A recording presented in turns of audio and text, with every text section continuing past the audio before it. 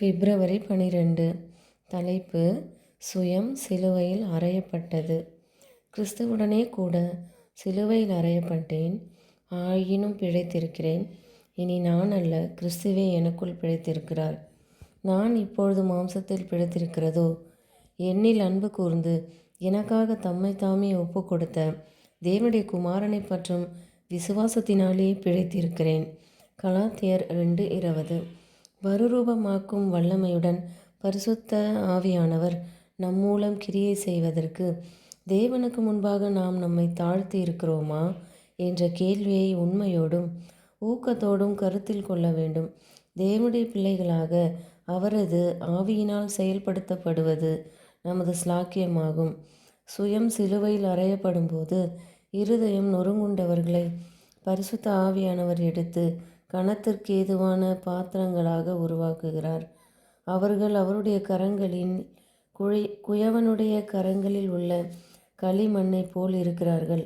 இப்படிப்பட்ட ஆண்களையும் பெண்களையும் இயேசு கிறிஸ்து மனம், சரீரம் மற்றும் ஒழுக்க ஆற்றலில் மேம்பட்டவர்களாக மாற்றுவார்.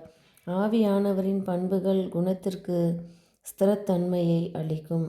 கிறிஸ்து அவர்களுடைய ஆத்துமாவில் தங்கியிருப்பதால் அவர்கள் நன்மைக்கு ஏதுவான செல்வாக்கை வெளிப்படுத்துவார்கள். உயிர்ப்பிக்கும் இந்த வல்லமையானது நமது சபைகளில் கடந்து செல்லாதவரை, தேவ ஆவியானவரின் எழுப்புதல் வராதவரை, சபை அங்கத்தினர்களின் செயல்பாடுகள் அனைத்தும் அவர்களை ஒருபோதும் கிறிஸ்தவர்களாக மாற்றாது. சீயோனில் பாவிகள் இருக்கிறார்கள். அவர்கள் விலையேறப்பெற்ற பொக்கிஷங்களைப் போல மனதில் வைத்து நேசித்திருந்த பாவங்களிலிருந்து மனம் திரும்ப வேண்டும். இந்த பாவங்கள் பார்க்கப்பட்டு ஆத்துமாவிலிருந்து அகற்றப்படும் வரை ஒவ்வொரு தவறான அன்பற்ற குணத்தின் பண்பும் ஆவியானவரின் செல்வாக்கால் மாற்றப்படும் வரை தேவன் தம்முடைய வல்லமையில் வெளிப்பட முடியாது. தூய்மையற்றவர்களும் பரிசுத்தமற்றவர்களுமாயிருந்து தங்களை மாசற்றவர்கள் மற்றும் நீதிமான்கள் என்று உரிமை பாராட்டி கொள்பவர்களை காட்டிலும் வெளிப்படையான பாவிக்கு அதிக நம்பிக்கை உண்டு.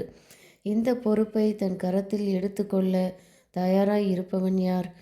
தான் நேசித்த பாவத்தின் நரகலான விக்கிரகங்களை உடைத்து வாங்குபவர்களையும் விற்பவர்களையும் வெளியே துரத்துவதன் மூலம் ஆலயத்தை சுத்திகரிக்க கிறிஸ்துவை அனுமதிப்பவன் யார்? இயேசு ஆத்துமாவிற்குள் நுழைந்து அதை களங்கப்படுத்தும் அல்லது கெடுத்து போடும் எல்லாவற்றிலிருந்தும் சுத்திகரிக்க அவரை அனுமதிக்க ஆயத்தமாய் இருப்பவன் யார்?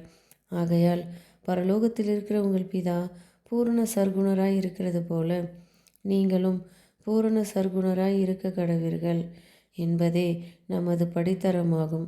சுயம் நிறைந்த தங்கள் இருதயங்களை வெறுமையாக்கும்படி தேவன் ஆண்களையும் பெண்களையும் அழைக்கிறார். அப்பொழுது தேவனுடைய ஆவியானவர் தடையில்லா வாயிலை கண்டறிய முடியும். சுயமாக செயல்பட முயற்சிப்பதை நிறுத்துங்கள்.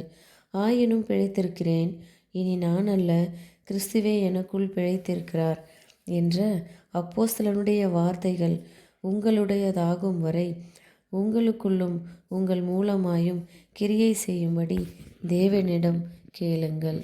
ஆமேன்.